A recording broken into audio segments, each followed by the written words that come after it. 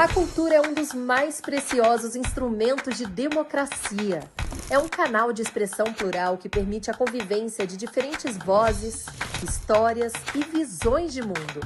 E por isso a cultura, tal qual a democracia, deve ser defendida e fortalecida. Essa é a função da Lei Rouanet, a principal política pública de incentivo à cultura brasileira. Com ela, perseguimos a missão de assegurar o acesso democrático à produção e à difusão cultural.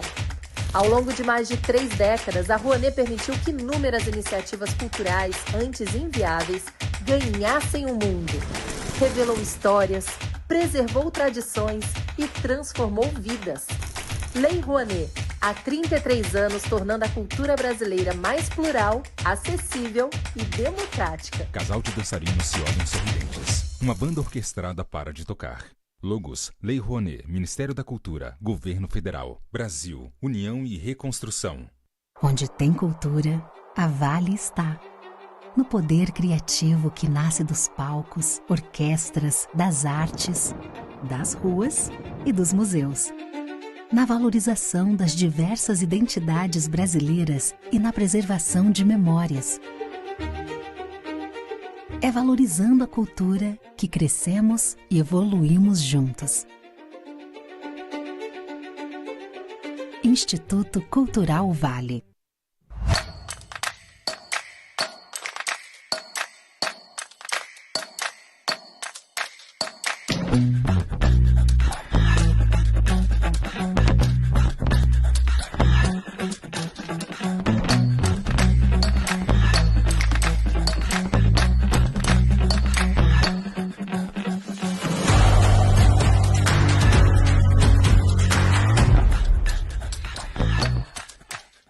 O brasileiro não sabe ser pequeno. É da nossa natureza mover a vida como gigantes. Por isso a CCR, maior empresa de infraestrutura e mobilidade do Brasil, está movendo a sua marca para um novo momento. A CCR agora é Motiva. Mais do que estradas, trilhos e aeroportos movendo o Brasil. Uma marca que já nasce gigante, como você. Motiva. Você nos move.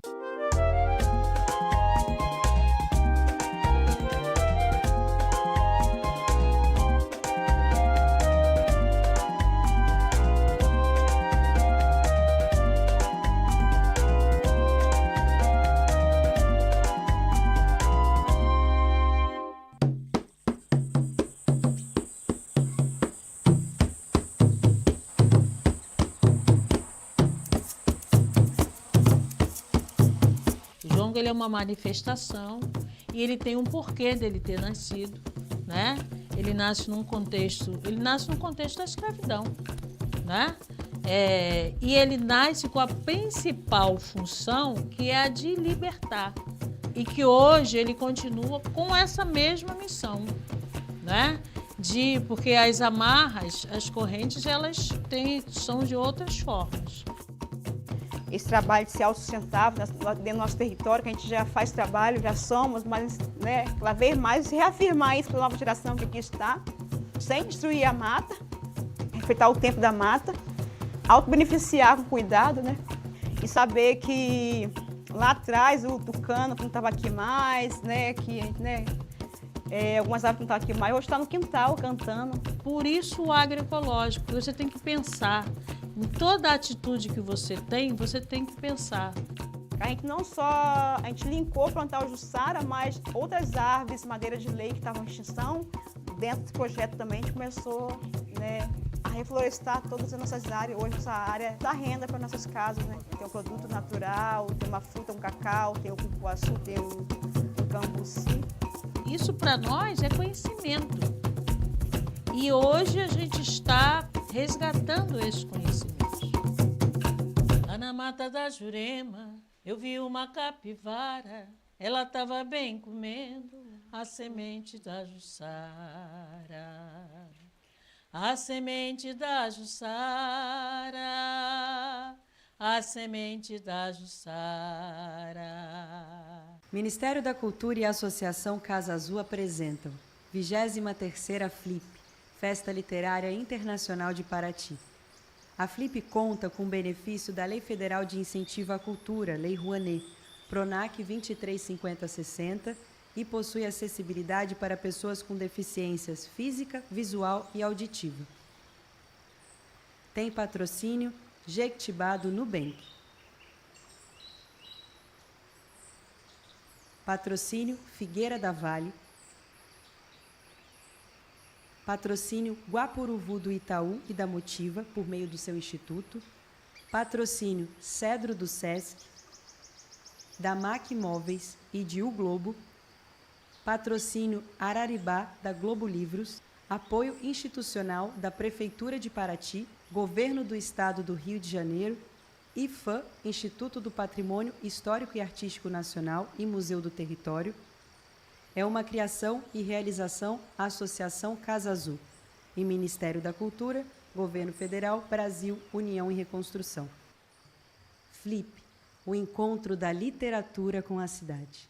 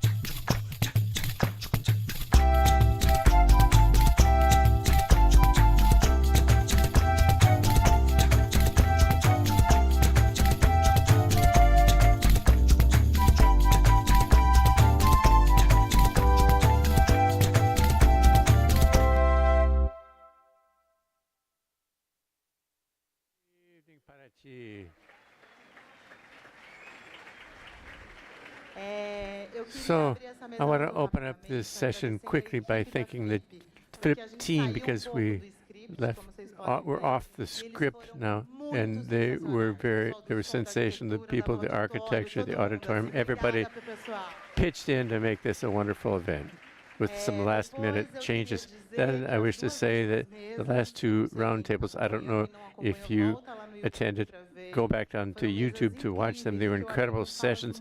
And I opened with very sad news, because one was about genocide in Gaza, and the other in Palestine, and the other was how difficult it was for us to do environmental resistance here in Brazil. And I thought to myself, what should I say to open up the roundtable with Gregorio? Marina Silva, she quoted it, for life is insistence, said Marina Lima. Art, humor, and the word language are something that ever since Paulo Leminski, he taught us that we need to insist on. So this is a session on insistence with joy. So with you, take it away, Gregorio Duvivier.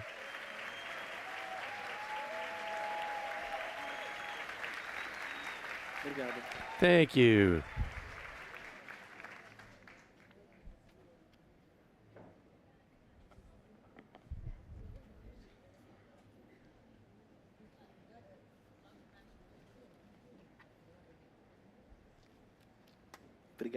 Thank you for that. Okay, thank you. Paulo Schurman from Rio. Thank you for the technical support there. The flower of language, or beauty is only tongue deep. A word is not a flower. A flower is its perfume and its emblem, the sign converted into magnet thing, evidence in flower, inflorescence. A flower is a flower is a flower. From which perhaps stems the poetic prestige of flowers with their latifoliate Latins in the mouth of a dilettante botanist. The word is not only this florilegium, pure fiction, crime against nature. For example, the word love. Geraldo Carneiro was the one who wrote those lines. I was called to my play, The Roof of the Mouth, but I wanted to do something so I decided to bring everything that didn't fit into The Roof of the Mouth, my play.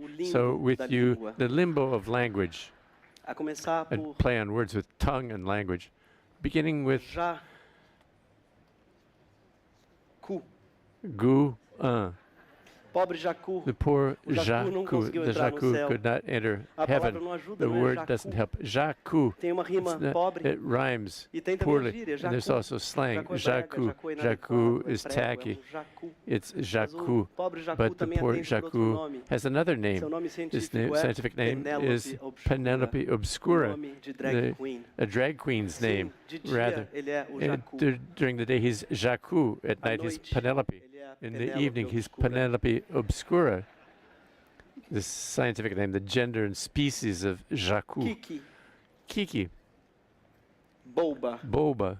Kiki Boba. Kiki Boba. Kiki Boba. Kiki. Kiki. Boba. Kiki Boba. Kiki Boba. Boba Kiki. Kiki. Boba. Just imagine these words: Kiki Boba, Boba Kiki, Kiki Boba, Boba Kiki, Boba Kiki, Kiki Boba. Now look at these two shapes. One of them is a boba, and the other one is Kiki. So one of them is boba, the other is Kiki. So which of them is Kiki and which of them is boba? There's no right answer, okay? There are two different invented words for different invented shapes. Invented thousands of speakers all over the world. People from different languages were not even similar or cousins of the native speakers. And 99% of the interviewees thought that this looked like the star looked like Kiki and the blob looked like a boba. It sounds obvious to me. Perhaps to you, boba looks like a blob in the world, in the wonderful round word. It doesn't look like Kiki, Kiki. It was so pointy and sharp. Kiki, Kiki. It hurts your ears. You could call it skinny. From this here, it's obvious that this here is a Kiki and this here is a boba. Why is this foolishness? Why did they do a study? They did a study with thousands of speakers to be able to prove something that any child would know. One of them is Kiki and the other is boba. Did you need that study? Why? The result is against the sacred coward of linguists, the idea of the sacred cow, that there's no relationship between the sound and the meaning. As Saussure wagered more than 100 years ago, Saussure, the result of this is, as Marshall Selling said, it shows so sure. Don't be so sure. So sure. So sure. What a name. Don't be so sure. It's only worse than another name. I'm going to show you now. Cratilo. Cratylus. Plato treated the nature of language in his dialogue, Cratylus, where he puts a clash between Hermogenes and Cratylus. Hermogenes says that language is an arbitrary convention. The names don't have any relationship to the things, but Cratylus says that there's a natural relationship between the thing and its name. The things are their names, and his name was Cratylus, okay? Poor thing. If I was called Cratylus, I would say that Hermogenes said that there's nothing, the name doesn't have anything to do with the theme. So Socrates came, and he was like the impartial judge. But Socrates says, you're saying the same thing with different words, right? The names say something. Yes, they're the names of things, but they're not the things per se. To know the essence of things, only philosophy will tell you. Okay, but Socrates did a pubili. Did the pink mouth. Pink mouth. What is there in the name? A name is a rose is a rose is a name. 4 centuries before Saussure, taking a distance between Montecchio, right? A rose with another name, would it be less? It would have the same aroma? Yes, Homer. If the rose would be called Jacu, it would be less perfumed. If the rose were called Valentina, it would have smell like body splash in Victoria's Secret. If the rose were called Alzira, it would smell like corn cake, camphor, and grandmother. Alzira smells. If she were called Hector, it would sound like aftershave lotion. Rose, it would have rosé. It might be sweeter, okay, if she were called Rose. So if they ask me what a name is, Romeo, everything is a name. If the rose were called Gregorio, poor Rose, right? Poor Rosa. If the rose were called Lolita, although linguists would say that the poets know quite well, the words and the things bear a relationship, a symbiotic relationship. They're Siamese twins. People that are in love know that to love somebody is to love their name.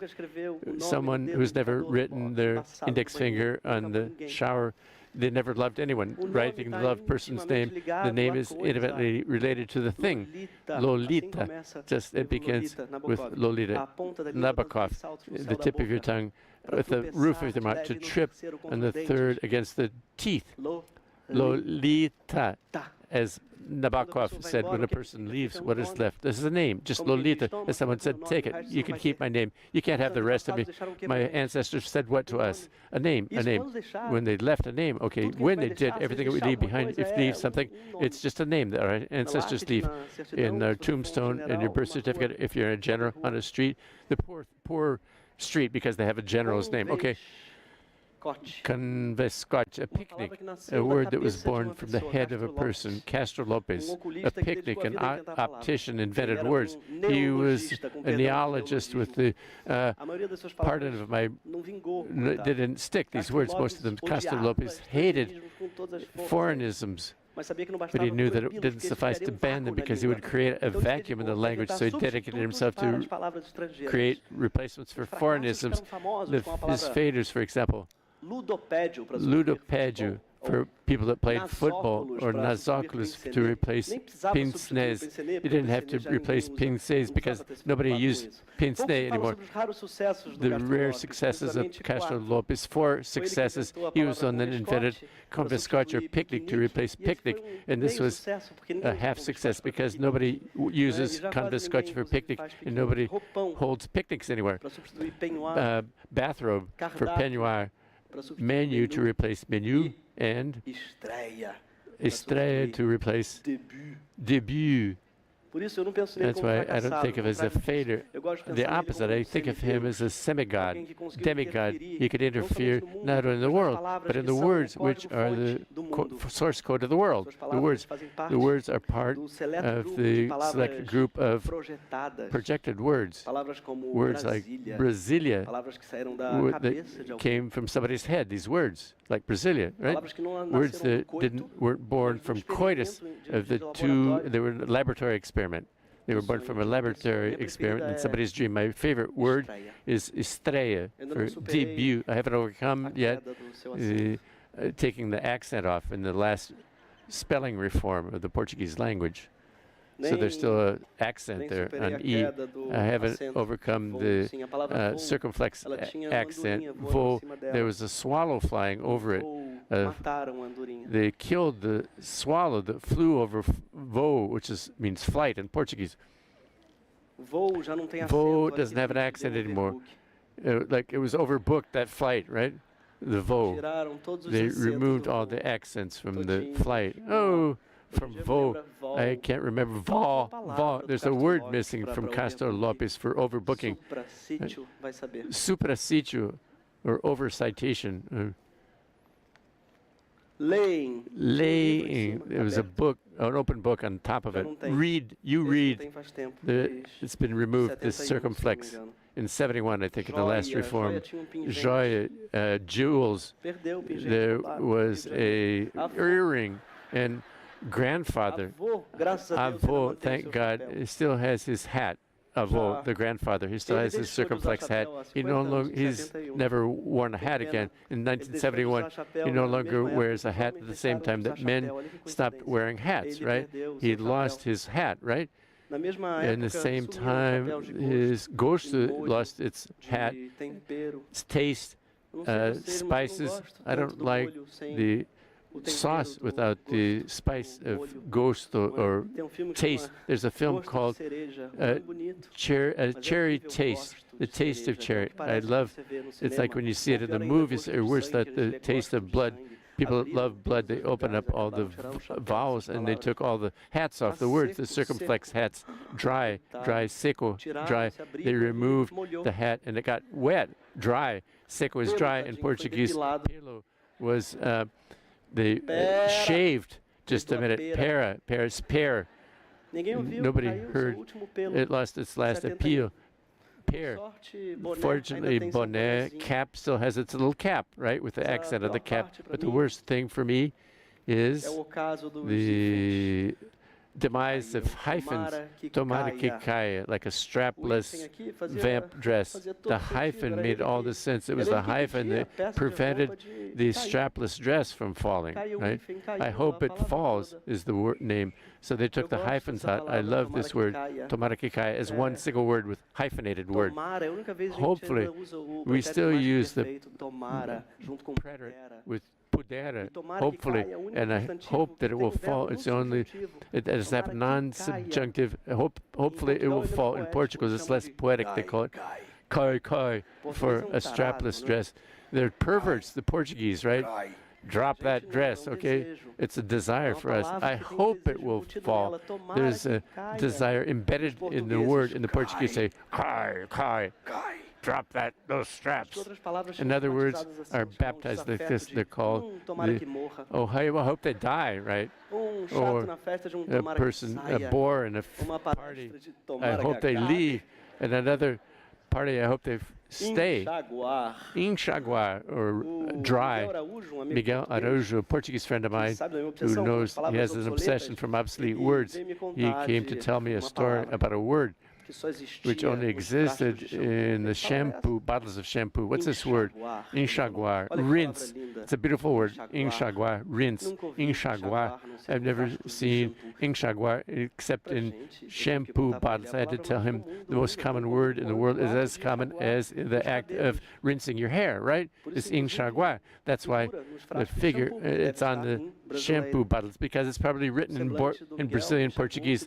He's got, his face was rinsed, and a little bit of deception, discipline. But it was a word of his was used all over Brazil, enxaguar.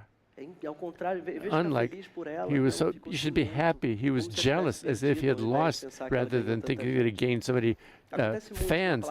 This happens with words that they think that died. The word didn't die. It just made more success in Brazil than it did in Portuguese. The Portuguese word, like Carmen Miranda, was Portuguese. She was born in Portugal, but she was successful here, and she was a hit. Carmen Miranda in Brazil. And no Brazilian children say açougue with the same alarm. Their children conjugating the verb in the second person, plural, okay, or singular rather. You failed, right? You failed. Thou failed. I have a tendency to think poetic. Everything is said by a Portuguese person. It sounds poetic. Maybe the second person, singular, it sounds more lyrical. You failed. You failed. It's like a town square. The kids were playing football, and the kid shot a football, and the other person was in the goal. The ball was shot over the goal, and the goalkeeper shouted to his, "You failed, you failed, you missed, you failed." Okay, I pitied the kid who had kicked the ball over the goal, right? The second person, the perfect past perfect, was stiff. It was biblical, right? Nobody merits listening to that, much less a 5-year-old kid, right? To say that you failed, thou failed. And to this day, I hear this in the worst days of my life, right? Thou failed. Thou hath failed. Se calhar, the Portuguese pronunciation, I like the way that they use the word calhar. If it perhaps, perchance, I like their sincerity, perchance. They don't promise anything. They just say perchance. Everybody knows that some things perchance happen, other things don't, perchance. If it doesn't happen, it's because perchance it didn't happen. I don't know how perchance that word didn't stick here in Rio de Janeiro. Se calhar, as happens with things perchance not happening or not stranded, You know how Rio de Janeiro works. They think that everything that is agreed, there's a perchance that's embedded into the promise. But the pa, a word that has a new meaning when it comes after if, si, pa. If, perhaps, if, perchance, and everything is there in pa, as in Godfather, padrinho. They thought inho. I thought everything that ended in inho, I thought it was ridiculous to have I introduced him as my padro because I thought it wasn't a diminutive. He was my stepfather, or my godfather. But there was a reasoning behind that. Stepfather sounds pious, kind of tacky, corny. It's like calling somebody my little granny or grandpapa. I thought padro was more adequate for my 8 years old. I wanted to decrease, and my nephew, sobrinho, was a lespo. A path, a long path. Caminho was a camo or a camão. I like caminhãozinho because there was a bed that became a path, which became a long path, which became a truck, which became a big, small truck. It sounds like a accordion. It's like an accordion. An avião is a big avião. It was supposed to be a small, big aviãozinho is almost a spoon coming towards your mouth, playing like here comes the airplane, right? Everybody who are in this auditorium, in my way, they will pass, said Quintana. I will passarinho. I pity the chance of the future. They will say passarão, except never. No passarão. They're saying that things are definitely going to pass. When they say no passarão, in the diminutive, they will make. It's like the opposite of farinha, like farinha, flour, or in the singular, fará. It's the future that remembers something from the past. Faraó, Pharaoh. Nobody says that fará. People say that they're going to do. It's weaker, right? It's not like they're not going to do. When they say they're going to do, you said, I will do, I shall do. Nobody talks about the future as in the past, like I shall do. It sounds like it was in the past. The new generations can no longer dream in the long term. Is there climate apocalypse coming? Is it possibly... Será, que será? You no longer lose será anymore. It's an exception in the case of the future, right? It gives a knot in this time space. Será? My mother's question in the future about something in the past. The predator of the future predator. What have you asked? She asked, inventing the future, right? What will be? Que será? Chico Buarque and Caetano Veloso. Que será? And, sorry, Milton Nascimento, rather. Que será? And Doris Day responded, que será? Whatever will be. The future is our be. Will be. It sounds like boogie woogie. Reminds me of razzle dazzle, right? Razzle dazzle. English loves self-rhyming words. The reduplication, right? It's when the word rhymes with itself. Walkie talkie. Holy moly. Humpty Dumpty. Even Stephen. Just as there's no Stephen when you say even Stephen. Moldy doesn't mean anything. It's just to rhyme with holy. It's if you said holy shit or Santa Turtles. It doesn't make any sense. And there's a reason that we hate rhymes in prose, right? We hate rhymes in prose. I can prove that we should apologize to everything that rhyme happens. When it's terrible when the words rhyme in prose. It's not. It's snotty. We hate rhyming. We avoid rhyming in prose, right? We do the opposite of the English language. We invent words just to not rhyme, rather, to avoid rhyming. That's why we don't talk about the abolition of slavery. We talk about the abolition of escravatura. It only exists after abolition to not rhyme. We invented a word, the only function of which was not to rhyme with abolition. It's something of ours, but not only. It may be something about the Latin language known as Romance languages. Okay, Latin is a language loved to create cases. Substantives, nouns changed according to their function in the phrase. The nouns, seven cases per noun. It's no coincidence every Latin language left their cases except Romanian, which grew up far from the other Romance language. Romance, that the Latin language have the name of Romance languages. Isn't that beautiful, this coincidence that the Romances forwent their cases, but in the Latin language this happens because Arab or Russian, for example, German, have cases, right? All the languages has their flexions, right? It was an invention of the Romance language that coincides with the abandonment of cases, right? As if there were, it makes sense to disinspire everything that leaves your mouth in Portuguese is a romance, just because it's a Romance language. Just with the verb ser is suffices. There's no subject or predicate, and isn't that right? It's all there. In other languages, doesn't make sense. Just imagine. Doesn't make sense. S in Spanish, or is self-sufficient rather than es like in Spanish, like ta. So ta. Okay. It's almost a fetish amongst people to say ta. Don't confuse that with being sick and being sick and staying sick, being beautiful and staying beautiful. This nitpicking is the real, the figurative. If somebody says, I'm dead, we know that it's just not a cadaver, right? It's not a corpse. This connection to be is copula, right? At the end of the day, it's what marriage, the subject and the predicate. It's the copula. It only serves that purpose. In English and French, they have to be, where Arab and Russian don't have the copula. Okay, I drunk, I beautiful, you beautiful. Why having a verb? It's understood that it's there. It's practical not to have copula. It's very strange to say you beautiful, and it's strange for us because we live in one of the few languages in the world with more than one form of copula. We're creative, even on a copula. Our cases have a room, a living room, a room to live, not to rest or to eat, but to be there. A living room is a room to be, instinctively. A room to be in Portuguese. I love to be and stay. And for a long time, I misunderstood Lulu Santos' song, My Fate is to be. My fate is to be and stay, okay? Ser e estar. But for some time now, I realize that I am bald, right? I'm staying bald. The word, it's no coincidence that there's a target there. Bald.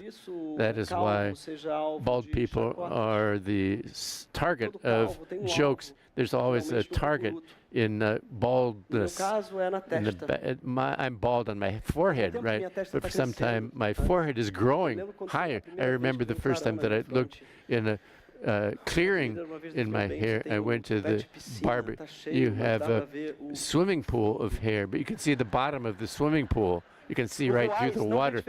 I don't see any difference between calvo and careca. Bald and hairless. Maybe easier to be hairless than to be bald. The same words are synonyms.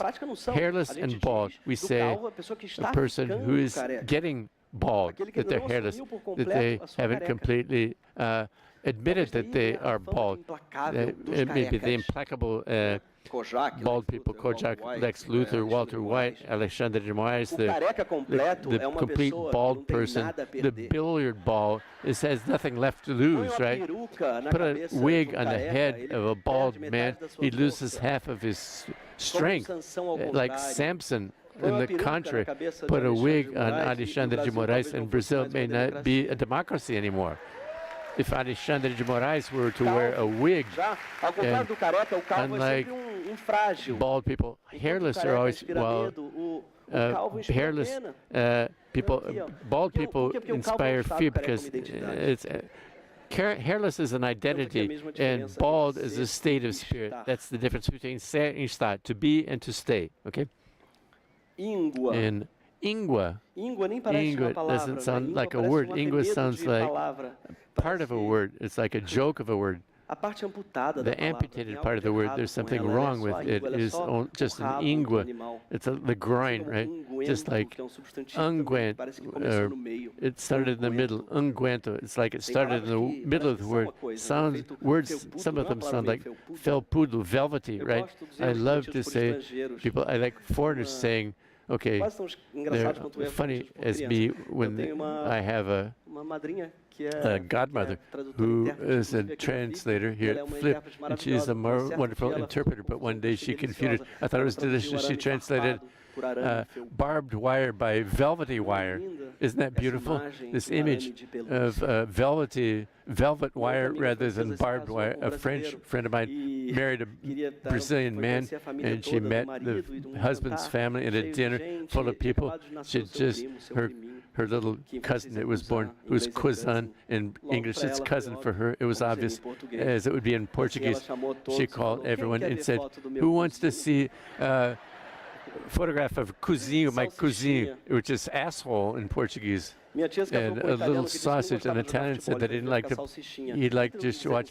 What about salsichinha? Salsichinha. Don't you say that he understood that he had heard somebody say that he preferred to just watch rather than salsichinha? It's a little sausage. He thought it was a slang expression. I just like to just watch. The same uncle thought, he said, asked why when you answer the fellow, don't you follow? Why don't you say this in English? People say that in English to understand that he was referring to the question, where are you talking from? De onde fala? Nobody says de onde fala. De onde fala is if the answer, with whom would you like to speak, right? Today everybody already knows de onde fala, with whom would you like to speak? Nobody calls anymore. People make a call, rather, which is a word, non-binary word. It's like a call and a coup local. Makes no difference. There are words which have two different versions, like plena, full. Plena, in the beautiful book On the Tip of My Tongue by Caetano Galindo, who's here. He tells the story of this word, plena, full. Let's have a round of applause for Caetano Galindo, okay? Plena came in two different ways to our language, right? Full, plena from Latin, plena. Plenitude became Jena in Spanish, which became Jena, which became cheia. So plain was transformed into full. Full became empty. It came two different ways, by airplane and on foot. Through the grapevine, it was chewed. It's hundreds of years, people produced another people came fresh in the air conditioner of the airplanes. Plena, plain. To this day, when you're full of good things, you say, I'm plain with plenitude. It's different than when you say you're cheio. They're cousin words, and a rich cousin, a poor cousin. Penelope, obscure, becomes plena. Jacu, it becomes cheia, or full. I'm full. Kinesthesia. Our language is its own way of challenging the logic by kinesthesia. People that forget their keys at home are stuck outside the apartment, right? Isn't that? They're stuck outside their house. They're imprisoned outside. Imprisonment means that you're inside. The expression reminds us that the world outside is like a jail, when everything that you look for is a street that can be your home. What can I do? Penelope Pires, what can I do with this freedom? What am I going to do stuck in this world, imprisoned outside, out there? I haven't seen even the smell of it. Well, it could be Manuel de Barros, but no, it's only a guy, an ordinary guy from Minas Gerais, and the same guy that says, listen so you see it, escuta aqui pra você ver. Olha só o que você falou, just look what you said. It's so common, so often we say it to see things that are not visible, and we need to specify it. This I saw with my own eyes. Ué. Is there another option other than seeing with your own eyes? Of course there is. We know that fiction is basically that. Fiction is to see things with the eyes of the others. I like it that in Portuguese you can say that a light slept, turned on, like the objects here, they sleep. The food slept out of the fridge, the door slept open, the dishes slept dirty. And what's more curious is that things can also wake up. The dog slept well, but woke up dead. Poor dog. even dead, we need to wake up. That's the world nowadays. You need to wake up even when you are dead. And we also like to link desire to objects. This printer wants to break. Yeah, the printer is already born, like wishing to break. Oh, this PC is very much willing to PT to just fail. I don't even, I can't tell you. I can tell you is curiously something that you say right before you tell someone something. You say, well, I can't tell you, and then you start telling something. Curiously is the opposite of let me tell you, which is something that you say before you don't say anything else. Well, let me tell you, and then you don't tell. It reminds me of Georges Benjor. This is a beautiful love story of a prince named Shah Jahan with Princess Shish Mahal, and then you wait for the story. And what does he say? What does he say? And that's a beautiful love story that he was about to tell us. And what's the story? Well, he uses Morse code to tell it. Isn't it beautiful? It's beautiful. Expectation. It's the most beautiful love story in the world. Which one? Well, go. Yes, you check it out because I'm not going to tell you a love story here. So, dar jeito. Well, this means solving something in Portuguese, unless it is a part of your body, because dar jeito in your knee is the opposite. Well, and many times people say they have to do something about a knee that's doing something. Well, I left both of them alone. Well, I love the idea that two people can be together and alone and by themselves. There is a joke, a Jewish joke that says, well, two Jews, they die, Moshe and Itzik, they were walking in the forest in Ukraine, and at the distance they see two guys from the region walking towards them. And then Moshe says to Itzik, what are we going to do? They are two and we are alone.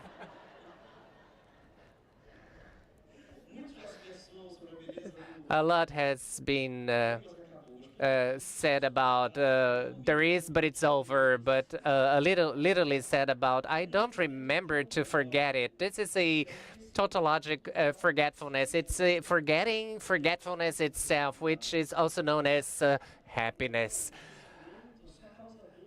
After all, forgetfulness only hurts when we remember that we forgot. Leminski says in a poem, someday over us oblivion will also fall like rain on the roof, and being forgotten will almost be a bliss.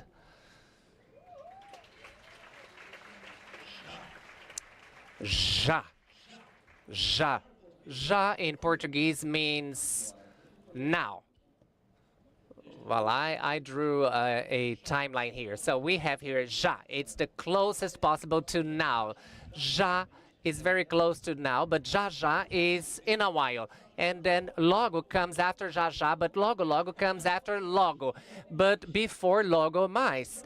So don't ask me where I put logo menos, this expression, which is very much used in Minas Gerais. Well, I'll be there logo menos. I don't know if it's before logo mais or after logo, but something I know is that agorinha is not a smaller now. It's just something that just happened. If it died, like, let's say, a little while ago, it's agorinha mesmo. And don't ask me about daí from Curitiba, because our daí is always after logo. Daí is after logo, and so he went logo, daí. Daí is from Curitiba. No, in Curitiba they say, I went there to meet him, daí. And then Brazil is in suspense, and the Curitiba person completes the sentence by and daí something is missing, but there's nothing missing. Well, I don't know it, but I know. I don't know, but I know who is it. That's what we say. I don't know, but I know who they are or who she or he is. Well, finally, knowing is not equal to knowing who the person is. Well, I lost the paper here. Well, this subtlety is very Brazilian. Knowing, but not knowing who the person is. Well, knowing is different from getting to know someone because there is a subtlety there. Sometimes we have a personal friend, which is something that I like very much as an expression. I know this person, but it's not my personal friend. What is the other option, like a legal friend or a spiritual friend? Well, in Google, when you look for personal friend, I tried to look for it in English, and then you end up in a a service in which you rent friends. Curiously, the personal friend in the United States is the professional friend. For us, it's not like that. But it makes sense because there are friends who are collective. Not all friends have an individual relationship with you. They are mediated by a group. This phenomenon of the collective friend happens a lot, and the friendship tourists are going to say that personal friends are not the same. I disagree because the group friend has its meaning. It entertains and it fills in, and maybe one day a personal friend may come from a collective friend, a group friend. Maybe you get isolated in an office, or maybe you get drunk together, or maybe you take a ride, or there is a flat tire. What separates a collective from a personal friend is sometimes a trouble, or this ride, or a rainfall at rush time, and I don't know, and then they're going to share a memory, and you will give back some hope, and then they tell you a secret, and that's it. And Brazil Avenue flooded. Then the personal friend was suddenly born, and then he takes his shoes out, and you find out that they have a foot stench. And yes, chulé. Chulé is the word for a bad-smelling foot, and there are many adepts. There is a profession, a non-remunerated profession in Brazil, and however many people do it. This fictional etymologist, and every day there is a new etymology that appears, like forró. Forró, people say that came from forró, which is a lie. It is a short for forró bodó. However, there are those that insist that forró bodó on its turn came from for all but dogs. Well, congratulations to those involved in this fanfic, but it doesn't stick. It's not only because forbodó already existed in Galician, and every forró has those dancing couples and etc. And the other day, I read that the word chulé for smelly food comes from shoeless in English. Oh, the person without shoes, it's a shoeless person. Well, I would like to congratulate and at the same time hit the person who invented it, because they're going to repeat it and they will be like TikTok videos saying, oh, did you know that chulé comes from shoeless? And no one knows where the chulé is coming. This stench is coming. Well, everybody knows comes from the food. Well, I think it came from Tupi, the Tupi language. The best words for bad smell came from Tupi, Inhaca, Caatinga. Yes, the indigenous taught us to bathe. So, of course, they were the ones that pointed to our bad smelling. And some say that it came from chulo, but from the foot. It doesn't make any sense. It's very poetic, but very improbable too, because that's not how we create words in Portuguese. Unfortunately, if it were like that, we would have smells for every part of the body, like chulaco, chulão, chulunda, from smells from the bunda, which is the asterisks. And the most interesting words that we have in our language came from Africa: marimbondo, camundongo, kizumba. They are all of them very percussive. They come with a zabumba, marimbondo, camundongo. Zabumba comes from Bantu language, very much like bunda. Bunda, a bunda basta-se. The bunda, wrote Drummond, is enough. A bunda basta-se. A bunda é a bunda rebunda, as the poet said. Well, Nadagas, well, the is totally different from a bunda. Bunda is bunda, and Drummond, of course, avoids this a change of words. And when we intensify it, bundão is something negative. When we call someone a bundão, it's very much like calling the person an asshole. Imagine in German, Bundesrepublik Deutschland. Well, I can only think of a country full of bundões. And being a country that refuses to recognize the Palestinian state, well, maybe they deserve this name. Well, the United States are a country without a name. Or else they have a generic name because they are United States. It could be a dozen of countries. The United States of America. Well, every federative country in the continent would be United States. Well, if we named a person after that logic, it would be piled organs. It's not a lie. Your child is a pile of organs. A bag of a skin bag. Well, they could use any name, and they decided for a non-name, a generic name. Anything. They could call it Enzo. That's why Caetano Veloso has this sentence in which he says the United States are a country without a name, but Brazil is a name without a country. Well, maybe. But at least we started by the beginning, giving names, naming names, and they put the cart before the oxes and before the horse. And our name, what a name, Brazil. It refers to embers and sparkling. Everything is in the name. We are a country in flames, but also simply red. I don't know. Remember those protesters that were shouting, "Our flag will never be red"? Don't worry, our name is red already. Axonyms. Well, axonyms.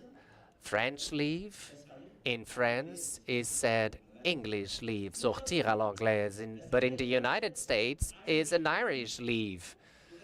And for German, it's a Polish leave, and for the Polish, it's an English leave. And in England, of course, it's a French leave. Well, it's always the others that leave like that, very much like syphilis, which was known in Portugal as a French disease, and in France as a Napolitan disease, and in Russia it was a Polish disease. Korean would call it a Chinese disease, meaning that the syphilitic people were always the others. Programa de Índio, and indigenous activity. Well, this is very complicated because the problem is not about only discrimination. It's only a white goose chase would be. And I've never seen an indigenous like making a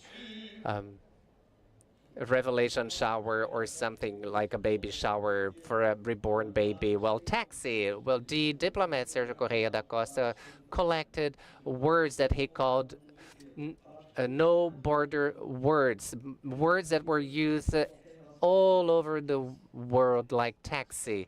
Taxi is a taxi in Hungary, in Indonesia, a taxi, hotel, bonsai, carpaccio, bikini, iceberg, bamboo, kangaroo, boomerang, mandioca were all words that came from below.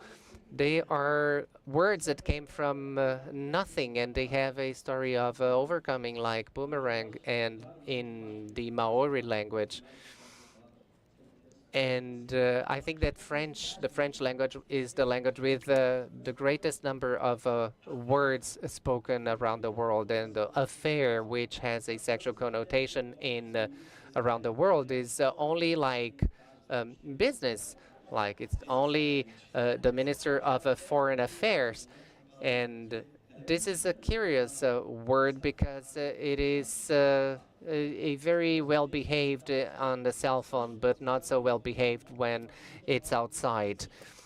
And some dead languages like Sanskrit, they have very modern words like avatar, karma, mantra, nirvana, and of course yoga. Would it be yoga or yoga, as we say in Portuguese? Yoga. Yoga is the most flexible language in the most flexible word in our language. It's a four-letter word with 8 possibilities. First of all, the O, which in Portuguese could be O or O. And you could say it also, write it with a Y or with I, and it could be so Wyoga, Ioga, or Wyoga, or Ioga, and it doesn't stop there because there is a small difference. It's yoga if you don't practice it, but if you want to make a point that you practice it, then you say yoga. And it could also be male or female. It could be the female yoga or the male yoga, or and so on and so forth. So it is really the most flexible word that we have in our language. Curiously, and I use yoga in its female form. And what does make a version like stick more than the other? Caetano, not Galindo but Veloso, says that I believe that the song Meu Bem, Meu Mal popularized yoga. It was at the opening of a soap opera at a time when yoga was not so well known. And as he was singing, no mar se afoga, meu fumo, minha yoga, você é minha droga. So he was rhyming it, and then he used the open sound of the O for yoga, and he opened it just to rhyme with drug, droga. And maybe the drug was responsible for opening the O of yoga. A little bit of drug, a little bit of yoga. Well, it rhymed. And what about trocadillo, which is a pun or a wordplay? What makes a person that moves from England to make a person move from England to Ireland? Well, they change places, and trocadillo, it's wordplay with changing islands.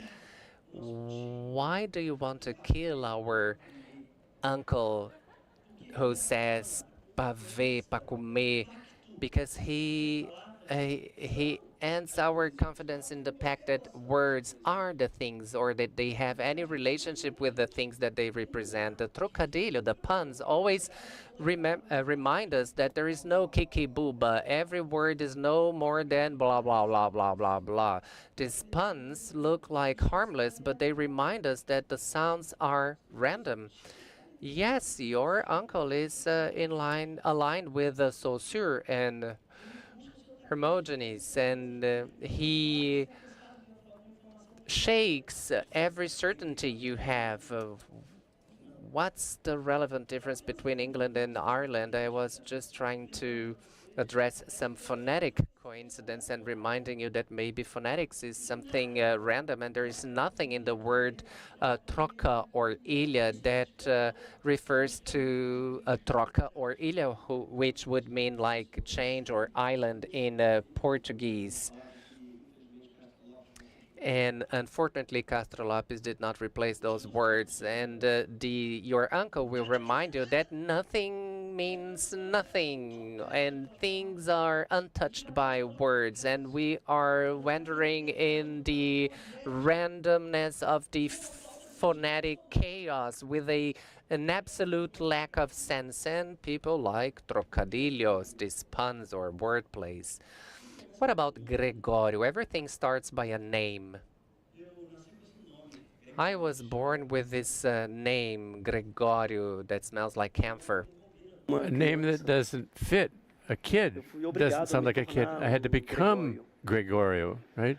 Gregory.